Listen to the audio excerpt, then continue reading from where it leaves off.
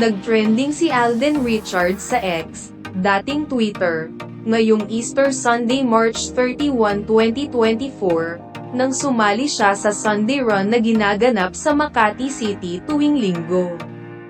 Hindi ko lang alam kung may event ngayong Easter Sunday, pero sabi ng taga-Sparkle na nakaka-text ko, talagang sumasali si Alden sa pagtakbo tuwing Linggo. Pero base sa mga ipinost ng netizens sa X, tumakbo si Alden sa kahabaan ng Ayala Avenue. Meron pang nag-post na dapat ay 5 kilometers lang daw ang tatakbuhin ni Alden, pero umabot daw ng 12 kilometers ang itinakbo ng kapuso actor. May nag-post pa ng record ni Alden na umabot daw ito ng 1 hour and 24 minutes ang itinakbo niya. Ang gwapo kasi ni Alden sa mga kuha sa kanya habang tumatakbo, at ang daming nagpa-selfie sa kanya. Kahit gulo-gulo pa ang buhok ng kapuso actor, ang gwapo pa rin ng dating kaya ang daming nag-post nito sa social media. Meron pang ibang nagpo-post na may picture ni Alden na may kasamang gwapong runner, na tila may mali siya ang pagka-post, pero hindi naman ito pinatulan. Basta mas marami ang kinilig sa kagwapuhan ng Asia's multimedia star.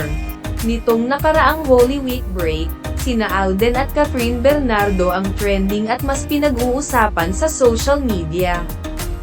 Ilang araw ring napo-post sa X ang pagdalo ni Alden sa birthday party ni Catherine sa Palawan. Ang daming natuwa na napakanta roon si Alden kasama si Kakay Bautista. Pero hindi rin nagpahuli si Jericho Rosales na tila nagpa-mini concert na sa birthday party na yun. Kaya lang, base sa mga reaction ng fans, mas boto sila sa pagbabalik tambalan ng Katden tandem ni na Catherine at Alden. May mga ilang D-type ang pagsasama ni na Catherine at Jericho sa isang possible project. Tuloy na kaya ang sequel ng Hello, Love, Goodbye. Kagabi naman, March 30, namataan naman si Alden Richards sa Haven of Angels sa Antipolo na binisita ang isang kaibigang yumao. Simple lang daw siyang nakakap at hindi nanghihingi ng atensyon, ayon sa nakakita sa kanya. Habang kami naman ay nasa second floor. Sana nga, magkaroon ng significant project si Alden sa telebisyon at pelikula.